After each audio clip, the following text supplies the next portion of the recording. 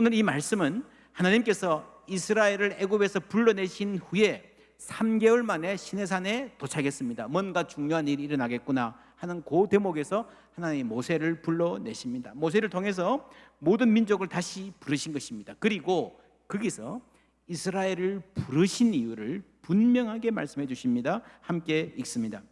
세계가 다 내게 속하였나니 너희가 내 말을 잘 듣고 내 언약을 지키면 너희는 모든 민족 중에서 내 소유가 되겠고 너희가 내게 대하여 제사장 나라가 되며 거룩한 백성이 되리라. 너는 이 말을 이스라엘 자손에게 전할지니라. 아멘. 이렇게 지냈는데 백성들이 응답해서 하나님과 이스라엘이 언약을 맺습니다.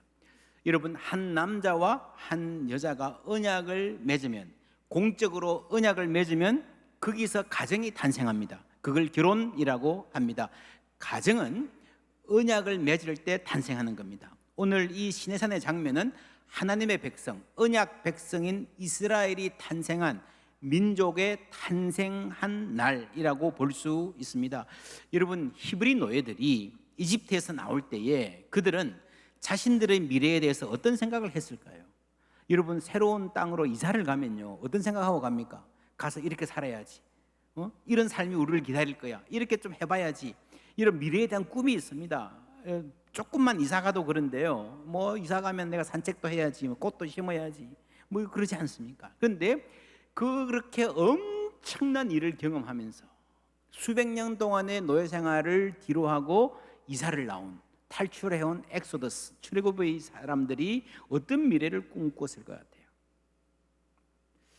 아마도 그들이 이집트에서 보고 들은 대로 자신들 경험을 바탕으로 자신들의 미래를 꿈꿨을 것 같습니다. 어떻게 알 수 있는가 하면요, 이런 모세가 잠시 그들을 떠나서 시내산에 올라갔을 때, 하나님의 개입, 인도하심의 공백이 있다 얘기하실 때 뭘 했습니까? 금송아지를 만들었죠. 우상을 만들었습니다. 왜 그랬을까요? 왜 그랬을까요? 여러분, 우상을 만들어서 그것을 숭배하고 그것 중심으로 살아가는 모습을 익히 보고 들었기 때문입니다. 인간은 미래의 꿈이라는 집을 지을 때에 대체로 자신이 보고 들은 것, 익숙한 것, 교육받은 것, 편한 것, 혹은 평소에 못 가져보아서 부러워하던 그것을 재료로 해서 집을 짓습니다. 과거에서 가져온 목재로 미래의 집을 짓는 것입니다. 그것이 인간의 한계입니다. 미래를 생각을 해도 과거의 경험으로 생각을 하는 거예요. 그러니까 인간 스스로가 새로운 삶을 살기가 대단히 힘든 거예요. 이집트 사람들 밑에서 노예로 살던 사람들이 해방되었습니다. 이제 우리의 삶을 살고 우리의 길을 간다 싶은 그 순간에 무엇이, 어떤 꿈이 그들의 마음을 채웠을까요? 우리도 이집트 사람들처럼 기펴고 살아보자, 당당하게 살아보자, 어디 가서 땅을 차지하고 주위를 제압하고 큰 소리 치는 나라 만들어 보자. 나름 자신감의 근거도 있었어요. 왜냐하면 그들 앞에서 이집트 사람들이 꼼짝 못했잖아요. 이 정도만 하나님이 해주시면 우리는 대단한 뭘 이뤘을 것 같다라고 하는 그런 식의 욕망이, 하나님을 타이틀로 하지만 이집트 비슷한 욕망 쪽으로 자라갈 수 있었습니다. 그런데 하나님은 다른 말을 하십니다. You are special. 너희들은 특별하다. 하나님께서 이 이스라엘을 향해서 특별하다라는 것은 두 가지 의미가 있습니다. 하나는 세계가 다 나에게 속하였다, 내가 창조한 백성이다. 하나님의 창조 때문에 우리는 특별합니다. 어제 우리 펀치넬로라고 하는 아이들 온 가족 뮤지컬 했는데 바로 이 주제였습니다. 하나님이 공들여 만드셨기 때문에 우리는 특별하다. 또 하나 더요, 내가 너희들을 불렀다는 거죠. 이 부르심의 의미가 있습니다. 새로운 창조입니다. 새 민족을 창조하시는 겁니다. 오늘 이 말씀은 신약에서 그대로 인용됩니다. 베드로전서 2장 9절 말씀 함께 읽습니다. 그러나 너희는 택하신 족속이요 왕 같은 제사장들이요 거룩한 나라요 그의 소유가 된 백성이니 이는 너희를 어두운 데서 불러내어 그의 기이한 빛에 들어가게 하신 이의 아름다운 덕을 선포하게 하려 하심이라. 아멘. 비슷한 느낌이죠? 네, 같은 말입니다. 너희를 어두운 데서 불러내어, 부르심, 소명, 그 사명은 무엇인가 하면은 하나님의 아름다움을 세상에 보여주는 것, 전하는 것, 그런 삶을 살아가는 것이 우리의 사명이라는 겁니다. 베드로 사도가 이 출애굽기 19장을 그대로 인용하면서 지금 말하고 있습니다. 내 소유 제사장 나라 거룩한 백성이라는 말이 나오는데 그거를 그대로 옮겨서 말하고 있는 거예요. 그런데 우리나라 성경에는 이 두 번째가 왕 같은 제사장들이라고 번역이 되어 있습니다. 같은 말인데 원어에서는 제사장 나라라는 같은 말인데 지금 우리가 쓰는 성경에는 잘못 번역되어 있습니다. 왜 이렇게 잘못 번역되어 있는가 하면요, 본래는 priestly kingdom이란 말인데 원어는 똑같은데 5세기에 히에로니무스 제롬이라는 분이 성경 전체를 라틴어로 번역했습니다. 번역하면서 구약과 신약을 다르게 번역했습니다. 그게 쭉 내려와서 독일어 성경, 영어 성경 다 그렇게 잘못된 번역으로 흘러온 것입니다. 학자들이 이 당시의 모든 유대 문헌들을 면밀하게 검토해 보면 베드로가 했던 말은 똑같이 priestly kingdom, 왕 같은 제사장이 아니라 너희는 왕 같은 제사장들이다 이 말이 아니고요, 너희는 제사장 나라다라는 말이 맞습니다. 출애굽기와 똑같은 말을 하는 거예요. 여러분, 제사장 나라 할 때 이 나라는요 kingdom, 왕국입니다. 왕국. 이 왕을 잘못 해석해 가지고 거꾸로 왕 같은 제사장 그랬는데 제사장 왕국입니다. 여러분, 제사장 왕국이라고 할 때 왕은 누굽니까? 하나님이 왕인 거예요. 왕은 한 분이신 겁니다. 오직 하나님만이 왕이십니다. 그리고 그 백성들이, 그 나라가 제사장 노릇, 제사장 역할, 그 백성들이 제사장인 겁니다. 그러니까 하나님은 한 분이신 그 하나님의 킹덤의 제사장 역할을 하는 백성들이 전부 다 이스라엘 백성들이라는 말이에요. 그걸 잘못 오해해가지고 왕 같은 제사장으로 잘못 번역해 버렸습니다. 만에 하나 100번 양보해서 이거를 로열 프리스트후드로 번역한다 하더라도 이게 왕 같은, 로열이란 말이요, 왕 같은 이란 말이 아니에요. 이름 로열 발레단 아십니까? 영국에 가면 코벤트 가든이라고 하는 아주 유명한 지역에 로열 오페라 하우스가 있죠. 왕이 세운 겁니다. 왕이 지원하는 겁니다. 거기에서 활동하는 발레단이 로얄 발레단이에요. 그렇죠? 여러분, 여기 로얄 발레단은요, 그 단원들이 전부 다 왕족이다, 왕이다 그 말이 아니에요. 무슨 말입니까? 왕이 스폰서하는 거예요. 왕이 세운 거예요. 왕이 후원하는 거예요. 왕에게 속한, 왕을 섬기는, 왕을 위해 일하는, 왕의 영광을 드러내기 위해서 춤추는 사람들이 로열 발레단입니다. 왕립 발레단이죠. 왕이 세운 발레단이죠. 왕을 위한 발레단이죠. 여러분, 그게 제사장 킹덤입니다. 제사장 나라입니다. 우리가 왕이라는 말이 아니고 왕이신 하나님, 하나님의 나라에서 우리가 제사장 역할을 감당한다는 겁니다. 그럼 제사장은 무엇입니까? 제사장은요, 자신을 위해서 있는 존재가 아닙니다. 내가 이만큼 중요한 사람이야, 잘난 사람이야, 그게 아니에요. 제사장은 철저하게 백성들을 위해서 있는 존재입니다. 그렇잖아요. 제사장은 백성들을 위해서 섬기는 사람들이에요. 그래서 여러분, 우리 교회가 이스라엘 백성들이 제사장이라 그러면요, 제사장 나라라 그러면 이스라엘은 세상을 위해서가 있는 거예요. 우리가 모두 제사장이다 그러면, 제사장이 교회다 그러면요, 우리 교회는 우리 교회를 위해서 있는 게 아니고 세상을 위해서 있어야 된다는 거죠. 그게 제사장 나라라는 말이에요. 제사장 나라라는 말이에요. 어떻게 세상을 위합니까? 여러분, 세상에 죄를 지고 하나님께 중재하는 역할은요, 제사장 한 분, 예수님만이 하시는 거예요. 그건 우리가 하는 게 아닙니다. 우리가 제사장이라 할 때 그건 어떤 의미가 있는가 하면요, 하나님의 아름다우심을, 선하심을 우리의 삶으로 세상에 보여줌으로써 세상이 하나님을 알게 하는 것이 제사장의 사명이에요. 세상은 어둠 가운데 있습니다. 빛을 보지 못하고 있는데 거기에 빛을 비추어 하나님의 반사체가 되어서 빛을 비추어 주는 존재입니다. 마태복음 5장 16절 함께 읽습니다. 이같이 너희 빛이 사람 앞에 비치게 하여 그들로 너희 착한 행실을 보고 하늘에 계신 너희 아버지께 영광을 돌리게 하라. 아멘. 네, 이것이 오늘의 제사장 나라 교회의 사명인 거예요. 그리고 이 나라 안에서, 교회 안에서는 어떻게 살아야 되는가? 마틴 루터가 그랬습니다.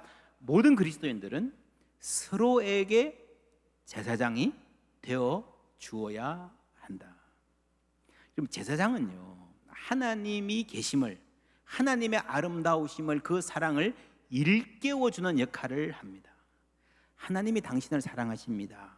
이거를요, 그래서 당신은 하나님 앞에서 존귀한 존재입니다라는 것을 일깨워주는 것이 제사장의 역할이라는 거예요. 여러분, 우리 모두에게는, 모든 그리스도인에게는, 평신도나 목사나 할 것 없이 모든 그리스도인에게는 제사장이 필요합니다. 왜냐하면 우리는 스스로 그 진리를 깨우치기가 힘들기 때문입니다. 세상은 어둡습니다. 세상은 늘 우리를 하찮은 존재로 생각하게 만듭니다. 자신을 건강하게 사랑하기 힘들게 만듭니다. 이 세상 살다 보면요, 모두가 자기 비하하며 살아가게 되어 있습니다. 그러다가 잘 되면 가끔씩 교만하죠. 4절 말씀 다 같이 읽습니다. 내가 애굽 사람에게 어떻게 행하였음과 내가 어떻게 독수리 날개로 너희를 업어 내게로 인도하였음을 너희가 보았느니라. 독수리 날개로 인도했다. 여러분, 어떤 방해와 도전도 미치지 못하는 방식으로 하나님이 직접 우리를 인도하셨습니다. 시내산 밑에 서 있던 이 백성들이 이 말씀을 들으면서요, 지난 세월 그런 걸음들을 되새겨 보았을 것입니다. 우리도 가정에서, 교회에서 가끔씩 이런 얘기를 할 필요가 있습니다. 하나님, 우리 가정을, 우리 교회를, 우리 민족을 어떻게 인도해 오셨는지, 그거 하다 보면 그 안에 반드시 하나님의 이야기가 담기게 되어 있습니다. 우리 믿음의 여정은 하나님께서 시작하시고, 하나님이 이끄시고, 하나님이 책임지시고, 하나님이 보호하시고, 하나님이 완성하시는 길인 줄 믿습니다. 그 하나님이 우리의 미래를 말씀해 주시는 거예요. 너희들이 내 말을 잘 듣고 잘 지키면 모든 민족 가운데에 내 소유 제사장 나라가 될 것이다. 세상의 복이 될 것이다. 그 위대한 과거, 독수리 날개의 위대한 과거와 그 영광스러운 미래 사이에 나의 현재가 있습니다. 여러분, 이 현재는 어떤 현재인 것 같습니까? 나는 별로 특별하다는 느낌이 없어. 하나님 주신 이 사명, 미션에 내가 성공하면, 출세하면, 잘 살면 그때서야 특별하게 될 것이다 라는 느낌이 있어요. 아닙니다. 너희들은 이미 특별하다. 내가 너희들을 어떻게 인도했는지 보지 않았는가? 그게 출애굽이죠. 여러분, 그 히브리 노예들을 살리려고요, 이집트 입장에서 보면요, 한 나라를 완전히 여러분 폐허로 만들었죠. 홍해를 가르쳤잖아요. 만나와 메추라기를 경험했잖아요. 그리고 영광스러운 미래를 말씀하십니다. 이미 그들은 특별한 존재인 줄 믿습니다. 그들에게 출애굽은요, 우리에게 십자가입니다. 예수 그리스도의 그 십자가의 파격적인 사랑, 그리고 부활의 생명의 능력, 우리 신앙의 위대한 과거인 줄 믿습니다. 템플 그랜딘이라는 영화가 있습니다. 사람 이름이에요. 1947년생입니다. 아주 옛날이죠. 6.25도 전일이네요, 그죠? 근데 만 4세가 되기까지 말을 못했습니다. 미국 나이로 4세니까 우리나라 나이로 5살, 6살 때까지 말을 못한 거예요. 자폐 진단을 받았습니다. 당신은 자폐에 대한 이해가 부족했기 때문에 그냥 보호시설로 보내서 평생 갇혀서 그냥 지내다시피 해야 되는 그런 상황이었습니다. 그런데 이 어머니가 딸을 놓고 포기하지 않습니다. 말을 가르칩니다. 또 개 한마디 가르치려는데 몇 시간이 걸려요. 꽤 큰 애인데. 그리고 사회생활, 어떻게 사람들의 기분을 이해하고 함께 지내는가 하는 걸 아주 하나하나 세밀하게 가르칩니다. 그렇게 해서 어떻게 해서 중학교 졸업하고 고등학교에 갔습니다. 기숙학교에 갔는데요, 친구들이 막 놀리고 교사들도 이 아이는 고등학교 생활을 할 수 없는 아이입니다. 그냥 보내려고, 포기하려고 합니다. 그런데 과학 선생님 한 분이 이 템플의 비상한 재능을 발견합니다. 얘가 사회성은 떨어지지만 관찰력과 기억력이 뛰어나고 수학적인 사고, 이 도형과 물체의 운동을 이해하는 데 아주 탁월합니다. 그래서 이 선생님이 교무회의에 간청을 해서 학교에 남아 있을 수 있도록 도와주고요, 그리고 과학적 사고를 발전시킬 수 있도록 계속해서 지적인 자극을, 도전을 제공합니다. 그래서 고등학교를 잘 졸업하고 대학에 들어갑니다. 대학에 가니까 고등학교보다 훨씬 힘든 난관이 기다리고 있습니다. 뭐 대학생들이 안 봐주잖아요. 그냥 막 밀어붙이고 막 그냥 뭐 얼마나 힘든 상황인지 모릅니다. 그런데 그걸 하나하나 극복해가는 이야기가 이 영화에 감동적으로 영화제에서 상도 많이 받은 아주 재밌기도 한 가족들이 함께 보기 좋은 영화입니다. 감동적으로 그려집니다. 그러면서 대학교 있으면서 소를 키우는 축사에 가보는데 거기서 이 축사가 이렇게 해서는 안 되겠다. 아주 소들도 불행하고 관리하는 사람들도 힘든 그런 시스템을 어떻게 하면 개선할까 하는 관심을 가지기 시작합니다. 그 후에 대학을 우수한 성적으로 졸업하고 애리조나 주립대학교에서 동물학 석사, 일리노이 대학교에서 박사 학위를 취득합니다. 여러분 소를 다루는 사람을 카우보이라 그러잖아요. 카우보이. 세상에서 가장 거친 사람들이 모여 있는 곳, 그곳이 소축사예요. 거기 들어가가지고 일하는데요. 이 장애인에 대한 차별 플러스 여성에 대한 차별 정말 눈물겹게 이겨냅니다. 그러면서 연구를 계속합니다. 당시에 이 소축사가 소를 너무 힘들게 할 뿐 아니라 중간에 죽는 소도 많고요. 이 다루기도 힘든 시설이라는 걸 알고 자기가 직접 이 어깨 너머로 제도하는 법을 배워가지고 계산을 다 해가지고 이 소의 본능을 최대한 이해하고 소를 리스펙하면서 다룰 수 있는 축사를 직접 설계합니다. 처음에는 이게 비용이 너무 많이 안 든다, 비용이 너무 많이 든다 그래서 다 거부하지만 설득하고 또 설득해요. 이게 처음에는 비용이 들지만 정착만 하면 훨씬 더 효율적이고 더 저비용입니다. 그래가지고요 한두 군데가 채택하기 시작하면서 지금은 미국과 캐나다의 소의 절반이 이 그랜딘이 설계한 시설에서 처리되고 있습니다. 콜로라도 주립대학의 동물학 교수입니다. 동물학 연구 60여 편의 논문을 썼을 뿐 아니라 동물 권리 보호 운동을 아주 열심히 하고 있고요. 또한 자폐에 대한 오해를 교정하고 이해를 정진시키는 일을 잘 하고 있습니다. 2010년에 타임지가 뽑은 세계를 이끌어가는 백인의 인물 중에 한 명으로 선정됐고 2020년에는 미국을 대표하는 10인의 교수 탑 10 프로페서즈라는 것을 어느 매거진에서 뽑았는데 거기에 선정될 정도였습니다. 뭐 엄청나게 세상 말로 하면 뭐 엄청나게 출세한 거죠. 세계적인 인물이 된 거죠.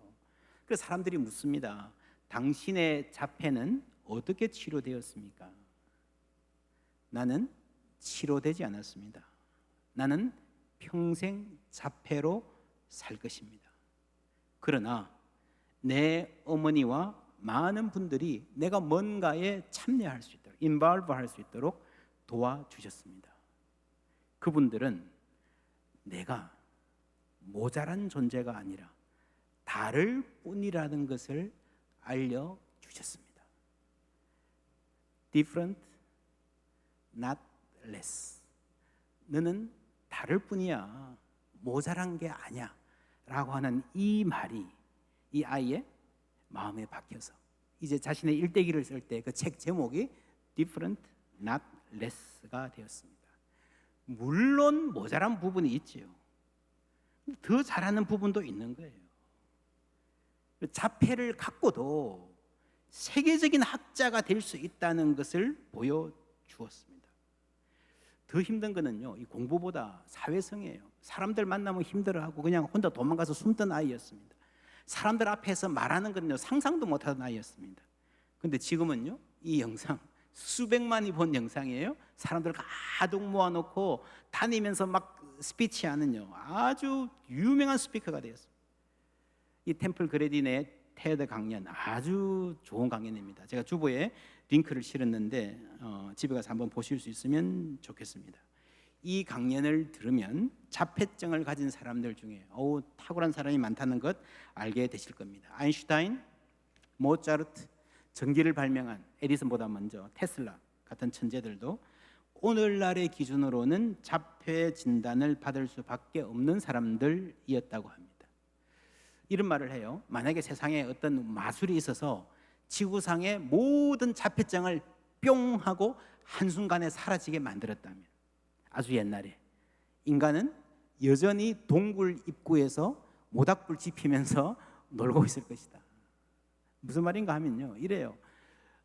누가 첫 번째 돌창을 만들었다고 생각하세요? 여러분 신석기 시대, 구석기 시대 돌창 있잖아요, 그죠? 돌창 그거 만드는 게 쉬운 일이 아니에요. 툭 깨진다고 나오겠습니까? 아니에요. 그렇지 않다는 거예요. 이 집중적으로 연구를 해보니까 필이 이 어떤 가벼운 자폐, 아스퍼거라 그러는데 그런 사람이 만들었을 거라는 거예요. 여러분 초등학교 때 그런 거 배우셨죠? 부싯돌을 이렇게 부딪히면 불이 생긴다. 해보셨습니까? 해보셨나요? 되던가요? 안 되죠. 저도 어릴 때 해봤던 기억이 있어요. 아무리 해도 안 돼요. 여러분 부싯돌을 부딪혀가지고 불을 만드는 게 보통 사람이 할 수 있는 게 아닙니다.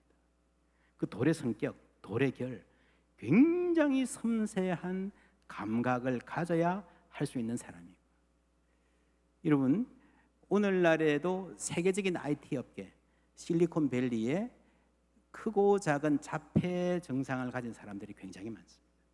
그 사람들이 오늘 우리가 아주 신기하다고 쓰는 앱들도 만들고 그러는 거예요. 여러분 세상에는 엄청나게 많은, 엄청나게 다양한 천재들이 있습니다. 우리가 하나의 기준으로 보기 때문에 그것을 발견하지 못할 뿐입니다. 여러분 사람이 다르다는 것은 기본적으로 축복입니다. 그래서 그 축복을 아는 사회, 서로의 다름을 인정하고 있는 그대로 존귀하고 스페셜한 존재임을 알게 해주는 사회에 희망이 있는 거예요. 함께 잘 살 수 있는 거예요. 성경의 신앙이 그런 세상을 만들 수 있습니다. 왜냐하면 성경은 모든 사람이 하나님의 형상으로 창조함을 받았고 어떤 사람도 실수가 아니고 모든 사람이 있는 그대로 아름답다는 것을 보여주기 때문입니다. 그리고 여러분 기독교 신앙 안에는요, 그런 나와 다른 사람을 참아주고 기다려주는 마음이 있어요. 이 템플 그랜딘의 삶은 다름과 특별함이 축복이 되려면 주위의 배려가 중요하다는 것을 잘 보여줍니다. 부모가 중요해요. 그런데 여러분 부모만으로는 안 됩니다. 주위에 또 누군가가 있어야 됩니다. 이 그랜딘의 경우에는 고등학교 과학 선생님 그리고 이모가 있었어요. 이모가 농장을 했는데 소농장을 했는데요, 방학 때마다 거기 가서 일했어요. 일할 수 있도록 해주고, 데리고 있는 게 힘들죠. 그런데 거기서 뭐 자기 하고 싶은 거 하게 하고 다 받아주고 뭐 그런 이모. 여러분 이런 경험들이, 이런 분들의 영향이 템플의 삶에 지대한 영향을 끼쳤습니다. 지난주에 킴 폴크, 이웃 사촌 이런 말을 했는데요, 이런 부모가 다 할 수 없어요. 함께하는 건강한 공동체가 우리 아이들을 함께 잘 키워갈 수 있습니다. 교회가 먼저 그걸 할 수 있어야 됩니다. 그리고 자신의 노력도 있어야 됩니다. 독수리의 등으로 업어서 함께 하신다. 무슨 말일까요? 신명기 말씀을 함께 읽어봅니다. 마치 독수리가 자기의 보금자리를 어지럽게 하며 자기의 새끼 위에 너풀거리며 그의 날개를 펴서 새끼를 받으며 그의 날개 위에 그것을 엎는 것 같이. 이렇게 인도하셨다는 거예요. 편안히 온 게 아닙니다. 때로는 떨어뜨리고요, 죽을 것 같이 아직 뭐 제대로 힘도 없는, 어떻게 날지도 모르는 날개 퍼덕거리게 하고요. 그래서 거의 죽기 직전까지 가서, 바위에 부딪히기 직전 가서 엄마가 받아주고, 그렇게 해가면서 우리의 삶을 인도해 오셨다는 거죠. 왜 그렇게 하시죠? 좀 평안히 놓아두지, 그냥 안전벨트 차고 그냥 자, 도착하면 깨워줄게 도착하면 깨워줄게, 좀 그러시면 좋을 텐데 왜 그렇게 하지? 하나님의 목적이 있습니다. 그 목적이 무엇입니까? 이사야 40장 31절 함께 읽습니다. 오직 여호와를 앙망하는 자는 새 힘을 얻으리니 독수리가 날개치며 올라감 같을 것이요 다름박질하여도 곤비하지 아니하겠고 걸어가도 피곤하지 아니하리로다. 아멘, 할렐루야. 독수리 등에 엎혀서 겨우겨우 시작한 그 걸음이, 그 믿음의 여정이 마침내는 스스로 독수리가 되어서 그 난관을 다 몸으로 뚫고 힘차게 올라가는 신앙을, 그런 삶을 하나님이 의도하신 거예요. 그 영광스러운 미래를 하나님 만들어 놓고 기다리시는 줄 믿습니다. 이 목적을 위해서 우리를 부르셨고 우리 자녀들을 부르셨고 오늘도 우리의 삶을 훈련시키고 계시는 줄 믿습니다.